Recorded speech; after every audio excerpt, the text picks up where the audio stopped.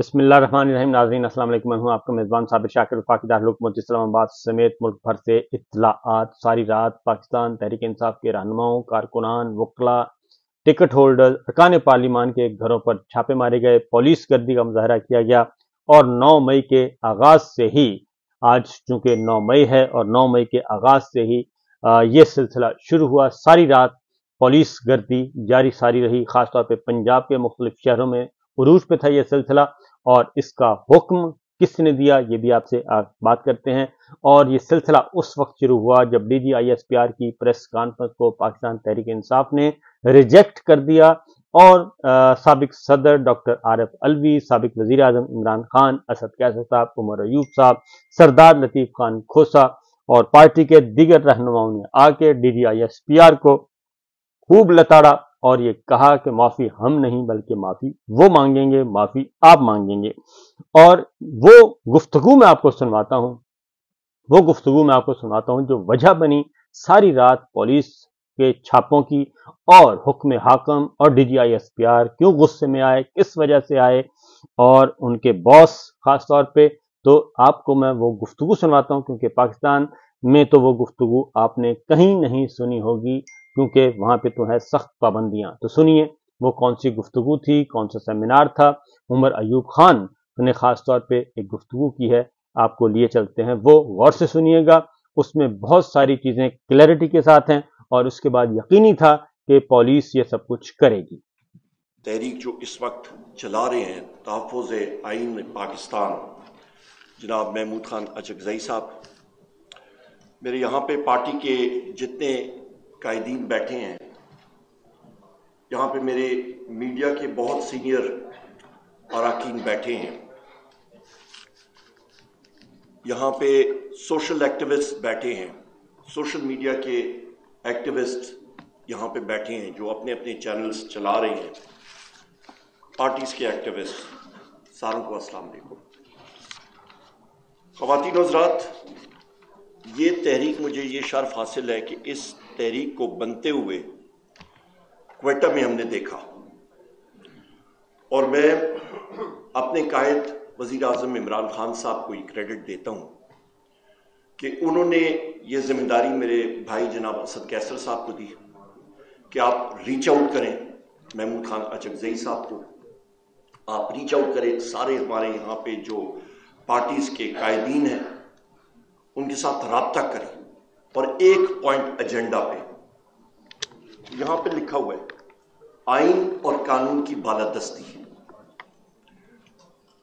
پچھلے ہفتے جس وقت میری 1.5 ہفتے پہلے وزیر اعظم عمران خان صاحب سے ملاقات ہوئی، جیسی میں بیٹھا وہاں پہ، انہوں نے مجھ سے ایک بات کی، اور میرے ساتھ جو 5-4 اور لوگ تھے وہ بھی اس چیز کے گواہ ہیں۔ انہوں نے کہا عمر ایوب جا کے باہر پاکستان کی عوام کو یہ بات بتائیں کہ میں آئین اور قانون پہ کسی قسم کی سودا بازی کرنے کے لیے تیار نہیں ہوں، چاہے جتنا بھی مجھے یہاں پہ جیل میں بیٹھنا پڑے۔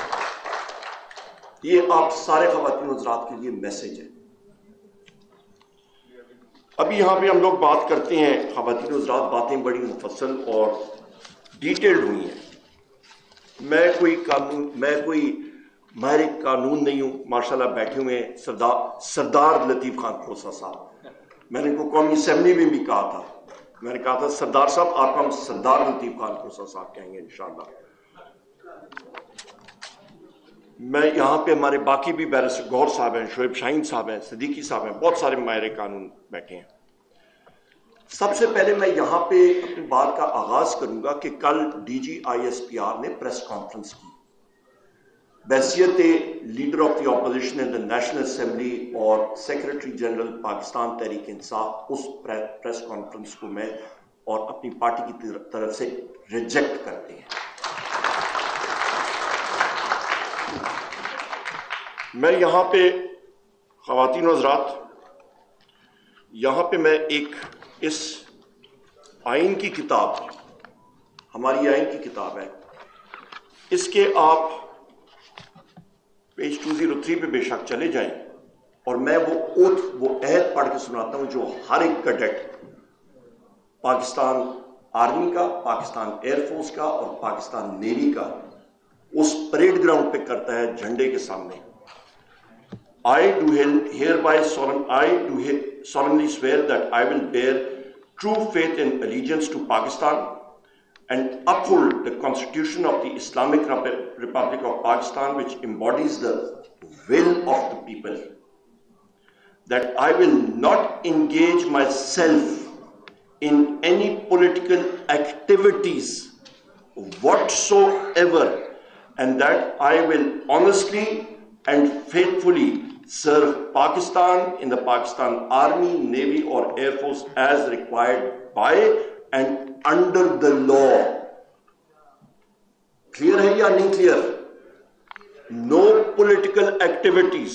یہ قانوندان ہمارے یہاں پہ بیٹھے ہیں, یہاں پہ یہ کلیئر, کرسٹل کلیئر ہے. اور اس کے ساتھ ساتھ ٹائم کا بھی سے مجھے دے دیا آپ نے, یہ پہلے سنا میں نے پچھلے والا میں سمجھ گیا, کرسٹل کلیئر. جناب والا یہاں پہ آپ کے پاس یہ ایک اوتھ آ گیا, اس کے ساتھ ایک دوسرا اوتھ یہاں پہ میرے بزرگ اور بڑے بھائی بیٹھے ہوئے ہیں. محمود خان اچکزئی صاحب ہمارے چیئرمین تحریک کے, یہ 1 نومبر یا 2 نومبر تھا 1990 کا. میں وزٹرز گیلری میں بیٹھا تھا, اور بلکہ نہیں 4 نومبر کی بات ہے, 4 نومبر کی بات ہے. میرے والد صاحب پریزائڈ کر رہے تھے as speaker of the national assembly 1990. Achakzai صاحب نے اس دن اوتھ لیا تھا, اور اچکزئی صاحب جس وقت اوتھ لے رہے تھے تو ایم این ایز کا, جو یہاں پہ پارلیمنٹیرین حضرات ہیں, اس کا لاسٹ پیرا میں پڑھ کے سناتا ہوں. And that I will preserve, protect and defend the Constitution of the Islamic Republic of Pakistan. Achakzai صاحب نے اٹھ کے کہا, جناب اسپیکر صاحب میرے پاس کیا ایبلٹی ہے کہ میں اس کانسٹیٹیوشن کو پروٹیکٹ یا ڈیفینڈ کروں گا. یہ ایک تاریخی میں آپ کو باتیں بتا رہا ہوں. اس پہ ہم لوگ آتے ہیں جناب والا, پھر آپ آ جائیں خواتین و حضرات, آپ آ جائیں کہ ڈیفینیشن آف دا اسٹیٹ کیا ہے. کہتے ہیں نا جی کہ اسٹیٹ نے یہ کیا ہے, تو آ جائیں پھر اسٹیٹ کا ذرا مطالعہ کرتے ہیں. اسٹیٹ کس چیز کو, کس بلا کو کہتے ہیں. آپ کا article 7, in this part unless the context otherwise requires the state means the federal government, Majlis Shura Parliament, a provincial government, a provincial assembly, and such local or other authorities in Pakistan as are by law empowered to impose any tax or cess.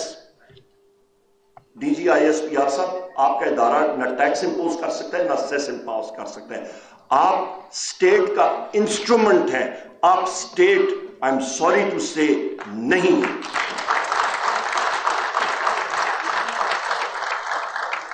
DGISPR صاحب, آپ محافظ ہیں, آپ مالک نہیں ہیں. مالک پاکستان کی عوام ہے, اور اس عوام نے اپنے رائٹ فلی الیکٹڈ ممبرز پارلیمنٹ میں بھیجے. فارم 45 کے تحت 8 فروری 2024 کو, جن کی تعداد تھی 180, اور وہ فارم 47 کے ذریعے ریڈیوس ہو کے 94 ہوئی, جس کو ہم لوگ کنڈیم کرتے ہیں.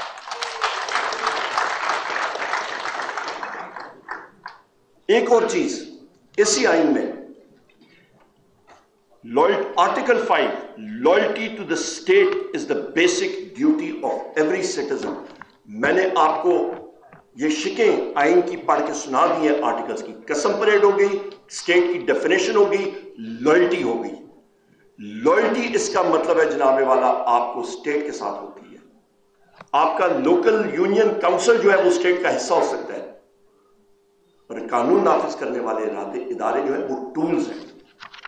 اس کے ساتھ ساتھ آپ کو یہ بھی میں کہتا چلوں خواتین و حضرات, کہ آپ آ جائیں, جو ابھی یہاں پہ کہتے ہیں نا مزل ہوتا ہے, مزل لگا ہوا ہے ساروں کے منہ پہ. آج کل میرے میڈیا کی یہاں پہ خواتین و حضرات بیٹھے ہوئے ہیں, یہاں پہ آپ وزیر اعظم عمران خان صاحب کا نام لیں وہ اڑا دیتا ہے ٹی وی، آپ لے ہی نہیں سکتے ہیں۔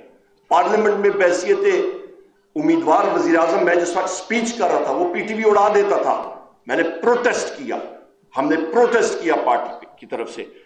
Freedom of speech article 19، time کی قلت ہے، میں صرف اس کا پہلا ایک دو سینٹنسز پڑھ کے سناتا ہوں۔ ایوری سٹیزن شیل، میں اف بٹ نہیں ہے، shall have the right to freedom of speech and expression, and there shall be freedom of the press,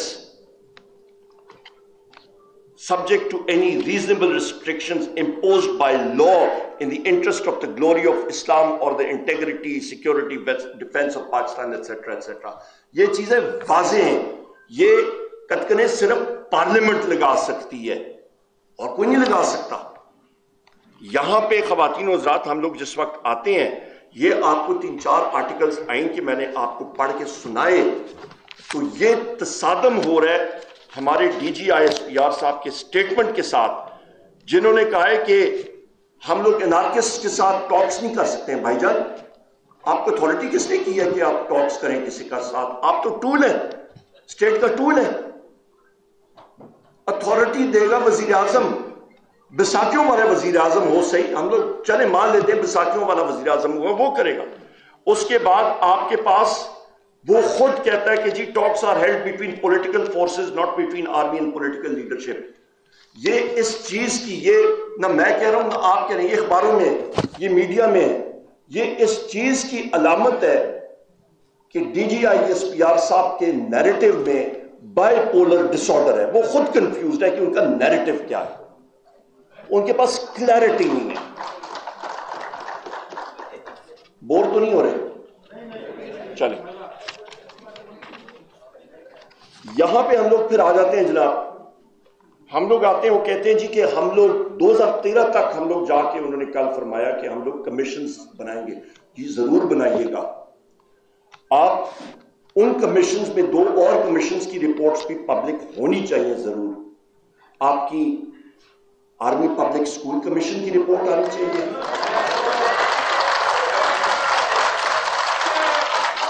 آپ کی دیکھیں ٹائم آ گیا،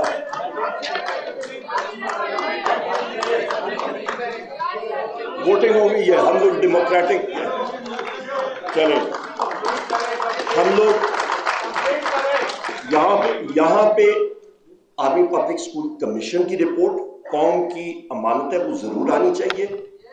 اور ایک اور کمیشن رپورٹ ہے جس کو ایبٹ آباد کمیشن رپورٹ کہتے ہیں، تو یاد ہے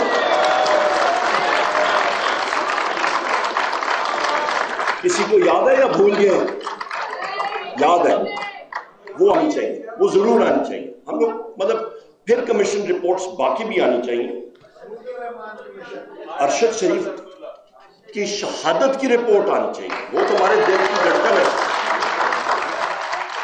یہاں پہ خواتین و حضرات یہ تو بات یہاں پہ آ گئی، یہاں پہ یہ میں بات کرتا چلوں، یہ میں باتیں جو کر رہا ہوں نا، یہ میں اس لیے کر رہا ہوں کیونکہ ہمارے جتنے ورکرز یہاں پہ موجود ہیں، ہم نے خواتین و حضرات آگ کا دریا بور کیا ہے، ہم نے ٹیئر گیس شیلنگ کھائی ہے، tear gas shelling 45 degree angle پہ ہوتی ہے، ہم نے ڈائریکٹ ربر بلٹس کھائی ہیں، ڈائریکٹ ٹیئر گیس شیلنگ کھائی ہے، ڈائریکٹ لاٹھیاں کھائی ہیں، خون اور آگ کا دریا عبور کر کے یہاں تک ہم لوگ پہنچے ہیں۔ میرے بھائی اسد کیسر صاحب، یہ ان کو جیل میں آپ کو پتہ ہے کس لیے رکھا گیا تھا؟ الٹرا ساؤنڈ مشین کا پارٹ ان پہ الزام تھا کہ انہوں نے چوری کی ہے۔ اسپیکر صاحب مزے کی بات بتاؤں، آج بھی میں پولیس گردی کا کیس لڑ رہا تھا اپنے آبائی شہر ہری پور میں، ایڈیشنل سیشن جج کی عدالت میں، میں وہاں پہ تھا۔ میرے اوپر ایک بڑے مزے کا کیس ہے کہ میں نے ایکس رے مشین چرائی ہے، آپ کو تو پتہ نہیں مہینہ 1.5 مہینہ اندر کا، مجھے تو میرے خیال ہے وہ ایکس رے مشین میں پتہ نہیں کتنا ٹائم اندر کرنے والے ہیں۔ اور مزے کی بات، میں نے فیصل آباد میں اسلام آباد یا ہری پور سے 30,000 روپے کا پیٹرول اپنی گاڑی میں ڈالا اور میں گیا ہوں وہاں پہ، اور کسی کا سیکنڈ ہینڈ 25,000 روپے مالیت کا موٹر سائیکل چرا کے میں بھاگ گیا ہوں ادھر سے۔ میں نے قتل کی ہے، قتل کے 302 کے پرچے ہیں، دہشت گردی کی ہے، जी नहीं, बहस नहीं, मोटरसाइकिल जरा एडवांस कोई गाड़ी कर देते बेहतर होता।